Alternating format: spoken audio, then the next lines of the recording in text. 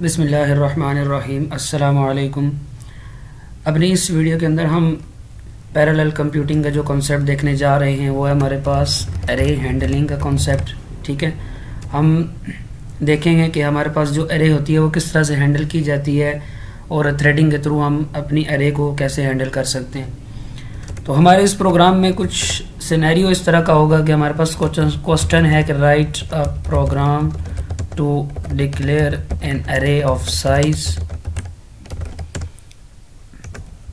Suppose कर लें कि आपकी array का नाम है ARR और इसको हमने कितने साइज का बनाना है, 300,000 साइज का बनाना है। और हमने इसका करना क्या है, ये जो हम array क्रिएट कर रहे हैं 300,000 साइज की, हमने इसके अंदर क्या करनी है, रैंडम वैल्यूज जनरेट करके इस array को हमने फिल करना है। ठीक है, मतलब कि हमने एक रैंडम की क्लास यूज करनी है और उस रैंडम क्लास के थ्रू हमने इस 300,000 साइज वाली अरे जो हमने अपने प्रोग्राम के अंदर डिक्लेयर की है उसको फिल अप करना है। ठीक है, उसके अंदर वैल्यूज हमने इंसर्ट करनी है और उसके बाद हमने क्या करना है, इस अरे के अंदर जितनी भी हमारे पास वैल्यूज आएंगी, ठीक है, रैंडम वैल्यूज आएंगी सॉरी, उसका हमने क्या कैलकुलेट करना है, सम कैलकुलेट करना है। ठीक है, मतलब कि उसका एरे के अंदर जितनी भी रैंडम वैल्यूज आ रही है वो हमें नहीं पता कि रैंडम नंबर कौन कौन सा आ रहा है, उसके अंदर कितने नंबर आ रहे हैं और किस किस तरह के नंबर आ रहे हैं। ठीक है, इंटीजर आ रहे हैं, हंड्रेड्स में आ रहे हैं, 1000 में आ रहे हैं, वो हम एक लिमिट लगा देंगे कि हमारे पास जो रैंडम नंबर्स जनरेट होंगे वो बिटवीन 0 to 100 होंगे, या कोई भी कंडीशन लगा सकते हैं, बिटवीन 0 to 50 है, 0 to 100 है, 0 to 20 है, वो डिपेंड करता है। उसके बाद हमने क्या करना है, अपने इस प्रोग्राम के अंदर 3 थ्रेड्स क्रिएट करने हैं। ठीक है, 3 थ्रेड्स हम अपने इस प्रोग्राम को जनरल वे में लिखेंगे, जेनेरिक बनाएंगे, ताकि हम उसके अंदर जितने मर्जी थ्रेड्स बनाएं हमारी वर्किंग हमारे पास सेम रहे। ठीक है, 3 थ्रेड्स बनाने, जो हमारे पास पहला थ्रेड होगा, ठीक है, फर्स्ट थ्रेड जो हमारे पास आएगा उसने क्या करना है, अरे का सम करना है, कहाँ से लेकर कहाँ तक, इंडेक्स 0 से लेकर 0 to 100,000। और जो हमारे पास सेकंड थ्रेड होगा उसने अरे का सम करना है, इंडेक्स 100,000 से लेकर 200,000 तक। तो अप टू सो ऑन जितने भी हम थ्रेड्स बनाना चाहते हैं, जितने थ्रेड्स को हम टास्क असाइन करना चाहते हैं वो हमारी मर्जी है, हम जिस तरह मर्जी करें। तो हम अपने कोड की तरफ मूव करते हैं, देखते हैं कि हमने इस प्रोग्राम को कैसे इम्प्लीमेंट किया हुआ है। सबसे पहले आपके पास ये एक जावा प्रोग्राम बना हुआ है अरे हैंडलर के नाम से। इसके अंदर हमने एक पैकेज क्रिएट किया, अरे हैंडलिंग यूजिंग थ्रेड्स। हमने क्या करना है, थ्रेड्स के अंदर अरे को हैंडल करना सीखना है कि हम अरे को थ्रेड के अंदर कैसे सम अप कर सकते हैं, उसकी वैल्यूज को हम कैसे सम करके डिस्प्ले करवा सकते हैं। सबसे पहले हमने उसके अंदर एक क्लास बनाई अरे हैंडलर के नाम से। ठीक है, अरे हैंडलर क्लास क्या कर रही है, इम्प्लीमेंट कर रही है कौन सा इंटरफेस, रनेबल इंटरफेस। अब इसका मतलब है कि इस क्लास के अंदर हमारे पास रन का फंक्शन लाजमी होना चाहिए, जो कि हमारे पास यहाँ पे क्रिएट हुआ है। उसके बाद हम एक कंस्ट्रक्टर बना रहे हैं अरे हैंडलर क्लास का, जिसके अंदर हम एक अरे पास कर रहे हैं और एक हम इंटीजर f पास कर रहे हैं और एक इंटीजर t पास कर रहे हैं। और उसके अंदर जो डाटा मेंबर्स है हमारे पास, सबसे पहले एक अरे है, उसके बाद है हमारे पास एक फ्रॉम इंडेक्स जहाँ से हमने सम करना स्टार्ट करना है, और एक है हमारे पास टू इंडेक्स जहाँ तक हमने सम करना है, और एक हमारे पास सम का वेरिएबल है जो कि इनिशियली क्या है, 0 के इक्वल है। उसके बाद हम देखते हैं जो रन का फंक्शन है उसके अंदर हमने क्या फंक्शनैलिटी लिखी हुई है। अब ये चीज़ें आपको समझ आनी चाहिए कि देखें, हम फ्रॉम इंडेक्स मतलब कि कंस्ट्रक्टर के अंदर क्या कर दिया हमने, इस अरे को n के इक्वल कर दिया। जो हम वहाँ से अरे पास करेंगे वो अरे हमारे पास इसके इक्वल हो जाएगी, और इसके इक्वल जैसे ही होगी वो हमें इस अरे के अंदर आके वो मिल जाएगी। और हम क्या कर रहे हैं, फ्रॉम इंडेक्स से लेकर टू इंडेक्स तक अपनी वैल्यूज़ को सर्च कर रहे हैं, सॉरी सम अप कर रहे हैं, और उसको किसके अंदर स्टोर करवा रहे हैं, सम वाले वेरिएबल के अंदर उसको स्टोर करवा रहे हैं। रन के मेथड के अंदर चले गए, रन के मेथड के अंदर हमारे पास क्या लिखा हुआ है, for int i is equal to from index. हमारा जो लूप होगा वो कहाँ से स्टार्ट होगा, जब एक थ्रेड इसको रन करेगा, ठीक है, जब फर्स्ट थ्रेड हमारे पास आएगा तो हमारे पास यहाँ से कंडीशन जो स्टार्ट होगी फ्रॉम इंडेक्स, जो पहला थ्रेड है, जैसा कि हमने बताया था कि जो फर्स्ट थ्रेड होगा वो 0 से लेकर 100,000 तक इसको एग्जीक्यूट करेगा। अब जो थ्रेड 1 जब इस फंक्शन को कॉल करेगा थ्रेड 1, तो इंडेक्स की वैल्यू हमारे पास क्या होगी, 0, एंड उसकी जो स्टार्टिंग 0 हो जाएगी, और जो एंडिंग वैल्यू होगी हमारे पास वो हो जाएगी 100,000। और जो हमारे पास थ्रेड 2 इस फंक्शन को एग्जीक्यूट करेगा उसमें स्टार्टिंग वैल्यू हमारे पास 100,000 और एंडिंग वैल्यू हमारे पास हो जाएगी 200,000। इसी तरह अप टू सो ऑन तीसरा थ्रेड हमारे पास 200,000 से लेकर 300,000 तक उस एरे का सम करेगा। ठीक है, तो ये कंडीशन हमने जेनेरिक बना दी है कि ताकि कोई भी थ्रेड सिर्फ उसको इंडेक्स नंबर दे दे और ये लूप उस इंडेक्स से हमें सम करके देना स्टार्ट कर दे। ठीक है, उस इंडेक्स से वो सम करना स्टार्ट कर दे वैल्यूज का। सिंपली फॉर लूप के अंदर हम क्या कर रहे हैं, sum plus equal to array of I. जो भी एरे ऑफ आई के अंदर वैल्यू आ रही है उसको हम क्या कर रहे हैं, सम के अंदर स्टोर करवा रहे हैं। अब हमने एट द एंड क्या करना है, अपने सम को डिस्प्ले भी करना है, तो इसलिए हम एक गेट सम का फंक्शन बना रहे हैं, पब्लिक इंट गेट सम, जिसमें हम क्या करेंगे, इस सम के अंदर जितनी भी वैल्यूज स्टोर हुई होंगी, जो भी हमारे पास एक आंसर वैल्यू आई होगी उसको हम क्या कर देंगे, यहाँ से रिटर्न कर देंगे और अपने मेन फंक्शन के अंदर जाके उसको डिस्प्ले करवा देंगे। होप्स हो कि इस एरे हैंडलर क्लास की आपको समझ आ गई होगी। उसके बाद हम मूव करते हैं अपनी मेन क्लास की तरफ। मेन क्लास में आते हैं, सबसे पहले हमारे पास एक मेन मेथड। ठीक है, उसके अंदर जैसा कि मैंने पहले बताया था कि हमने एक एरे क्रिएट करनी है 300,000 साइज की। तो ये हमारे पास सबसे पहले हमने एरे क्रिएट कर ली, इंट नंबर्स के नाम से हमने एरे बनाई है जिसका साइज है हमारे पास 300,000। उसके बाद मैंने कहा था कि उसको हमने रैंडम वैल्यूज के साथ फिलअप करना है। रैंडम क्लास का हमने एक ऑब्जेक्ट बनाया, ठीक है, न्यू रैंडम। फिर हमने क्या किया, for int i is equal to 0, i is less than number dot length. अब ये नंबर डॉट लेंथ जो है ये हमारे पास एक एरे क्लास का फंक्शन है जो क्या करता है कि उस एरे की लेंथ को फाइंड करता है और वहां तक हमारा लूप चलता है। हम ये बता रहे हैं कि जो हमारा i वाला वेरिएबल है ये कहाँ तक चले और कहाँ से स्टार्ट हो, 0 से स्टार्ट हो और नंबर डॉट लेंथ इस एरे की लेंथ तक चलता रहे, मतलब कि 300,000 टाइम ये हमारे पास लूप चलेगा। इसके अंदर हम क्या कर रहे हैं, number of i is equal to r dot next int 100। हम ये बता रहे हैं कि ये जो नेक्स्ट इंट फंक्शन है ये हमारे पास रैंडम क्लास का एक फंक्शन है जो क्या करता है, रैंडम नंबर्स को जनरेट करता है। हम ये बता रहे हैं कि इंटीजर नंबर जनरेट करो बिटवीन 0 to 100। अब वो 0 से लेकर 100 तक रैंडम नंबर्स जनरेट करेगा, कितने टाइम्स, 300,000 टाइम्स जनरेट करेगा और उसको किसके अंदर स्टोर करवाता जाएगा, नंबर ऑफ आई के अंदर। इनिशियली यहाँ पर नंबर ऑफ आई 0 होगा, उसके अंदर जो भी हमारे पास यहाँ से नंबर जनरेट हो जाएगा उसके अंदर सेव हो जाएगा 0 इंडेक्स के अंदर। इसी तरह जो सेकंड टाइम लूप चलेगा आई की वैल्यू 1 हो जाएगी, यहाँ पे नंबर ऑफ आई मतलब कि नंबर ऑफ 1, एरे का जो 1 इंडेक्स होगा, फिर उसके अंदर हमारे पास कोई ना कोई इंटीजर वैल्यू आ जाएगी। इसी तरह करते करते अप टू 300,000 टाइम हमारे पास ये लूप रन होगा और हमारी एरे फिल हो जाएगी। जब हमारे पास इस लूप की एग्जीक्यूशन कंप्लीट हो जाएगी, अब जैसे कि मैंने आपको बताया था कि हमने 3 थ्रेड्स बनाने और उन तीनों थ्रेड्स को हमने एक इंडेक्स नंबर असाइन करना है, स्टार्टिंग और एंडिंग, जबकि हमने एरे फिल इकट्ठी करनी है। ठीक है, एरे को हमने थ्रेड्स के थ्रू फिल नहीं करना, एरे को हमने रैंडम वैल्यूज के साथ वाइड मेन के अंदर सिर्फ एरे क्रिएट की और उसको फिल अप कर दिया। अब हमने एरे हैंडलर क्लास के 3 इंस्टेंसेस क्रिएट किए, A1, A2 एंड A3। ठीक है, अभी हमारे पास एरे हैंडलर के 3 ऑब्जेक्ट्स बने हुए हैं। अब इसके अंदर अगर आप एरे हैंडलर की क्लास देखें तो उसके अंदर हमने कंस्ट्रक्टर जो बनाया था उसके अंदर हमने 3 चीज़ें पैरामीटर में पास की थी। एक एरे पास की थी।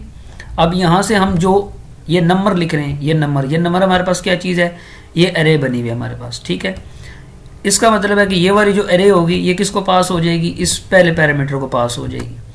पहले पैरामीटर को पास हुई, वो किसके इक्वल थी, ARR। अब वो एरे कहाँ पे आ जाएगी, यहाँ पे आ जाएगी। ठीक है, उसके बाद दूसरा पैरामीटर देखें 0 फ्रॉम इंडेक्स जो हमने कहा था, और उसके बाद तीसरा पैरामीटर टू इंडेक्स, मतलब कि 0 इंडेक्स से लेकर 100,000 इंडेक्स तक ये वाली एरे कहाँ पे आ जाएगी, यहाँ तक आ जाएगी, इस एरे के अंदर आ जाएगी।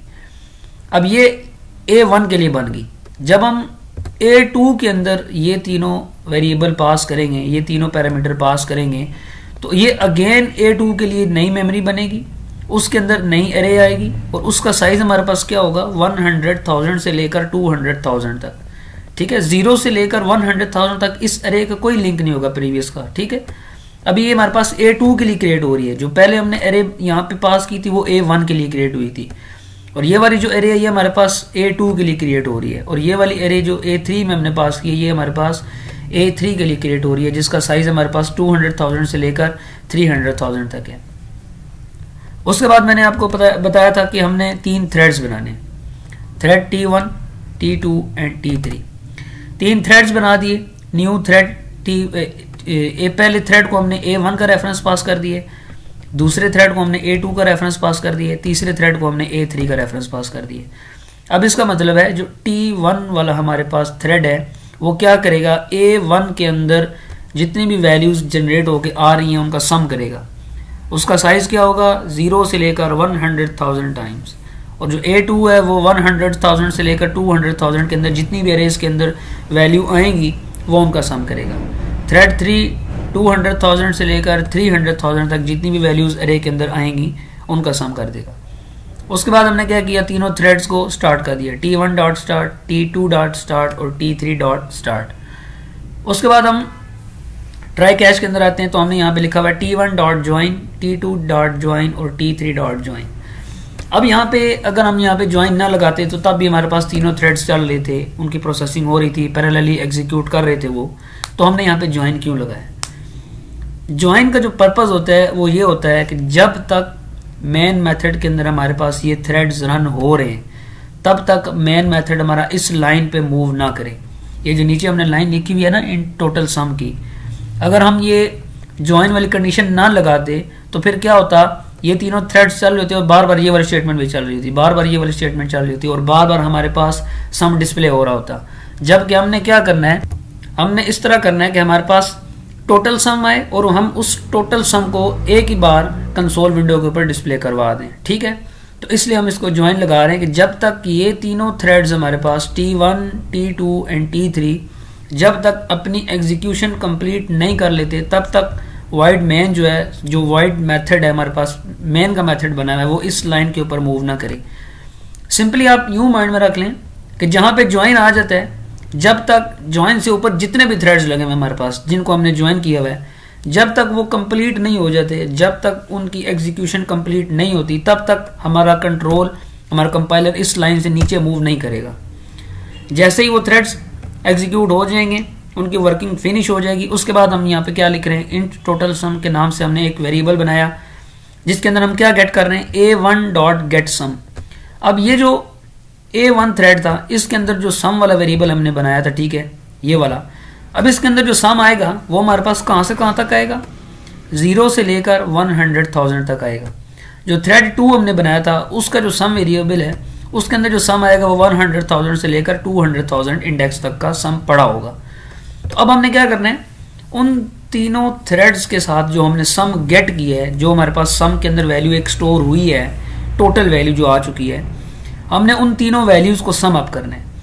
A1 डॉट गेट सम, इससे क्या होगा, जो A1 के लिए थ्रेड हमारे पास बना था उसके अंदर जो सम की वैल्यू आई थी वो आ जाएगी, plus A2 dot get some, जब दूसरे थ्रेड ने अपनी वर्किंग कंप्लीट की तो उसके पास भी एक सम वैल्यू आई होगी, उसकी वैल्यू गेट कर रहे हैं, plus A3 dot get some, जो तीसरे थ्रेड की हमारे पास वैल्यू आई थी उसको भी गेट कर रहे हैं। और उन तीनों को गेट करने के बाद हमने क्या किया, उन तीनों वैल्यूज को प्लस कर दिया। जब ये तीनों सम अप हो जाएंगी तो हमारे पास यहाँ पे टोटल सम के अंदर उसको हम स्टोर करवा देंगे, जहां पे हमारे पास 0 इंडेक्स से लेकर 300,000 इंडेक्स तक का सम पड़ा होगा।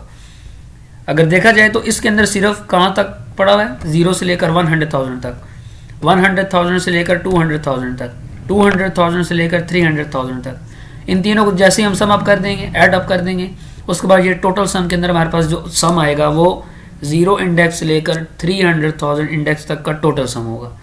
उसके बाद सिंपली हम क्या कर रहे हैं, सिस्टम डॉट आउट प्रिंट की स्टेटमेंट लगा के टोटल सम इज, उस सम को हम यहाँ पे डिस्प्ले करवा रहे हैं।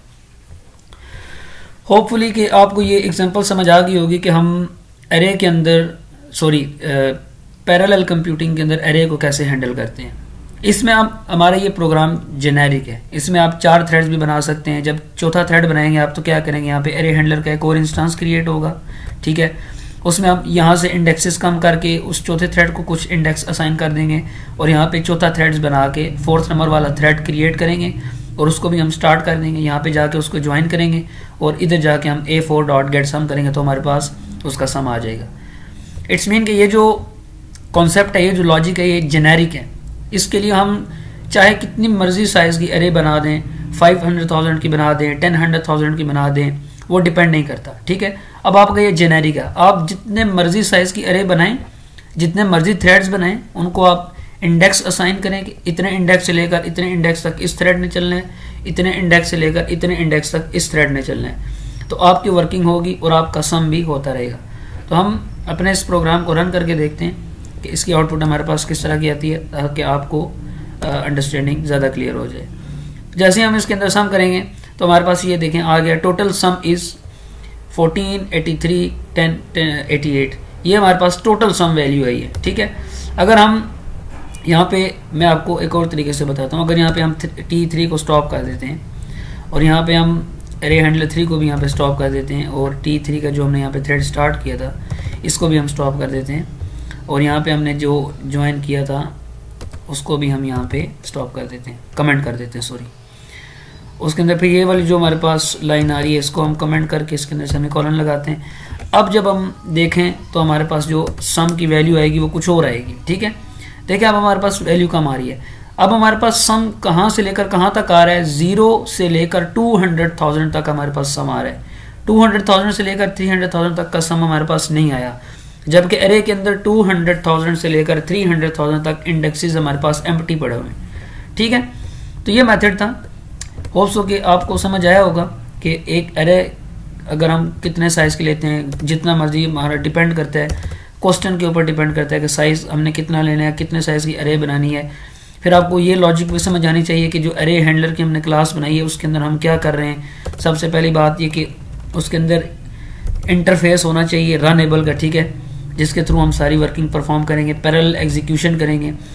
उसके बाद आपको अरे हैंडलर का कॉन्सेप्ट समझ आना चाहिए कि कंस्ट्रक्टर के अंदर हम क्या कर रहे हैं। एक फ्रॉम इंडेक्स पास कर रहे हैं जहाँ से हम एग्जीक्यूशन स्टार्ट करेंगे और एक टू इंडेक्स उसको दे रहे हैं जहाँ तक एग्जीक्यूशन होगी। और उसके बाद सम का एक वेरिएबल बना रहे हैं। ठीक है, सम के वेरिएबल में हम क्या कर रहे हैं, जितना भी सम हो गया आएगा वो उस वेरिएबल के अंदर स्टोर हो जाएगा और एट द एंड हम उस सम को क्या कर रहे हैं, गेट कर रहे हैं। तो इससे जितने मर्जी आप थ्रेड्स बनाएं, ठीक है, आप उन थ्रेड्स को डिफरेंट टास्क असाइन कर दें कि इस थ्रेड ने इतने इंडेक्सेस का करना है सम और नेक्स्ट थ्रेड ने इतने इंडेक्सेस का करना है, तो अप टू सो ऑन आपकी सारी अरे जो है वो सम अप हो जाएगी। होप सो कि आपको ये एग्जांपल समझ आ गई होगी। नेक्स्ट टॉपिक हम अपने नेक्स्ट वीडियो में देखेंगे। तब तक के लिए अल्लाह हाफ़िज़।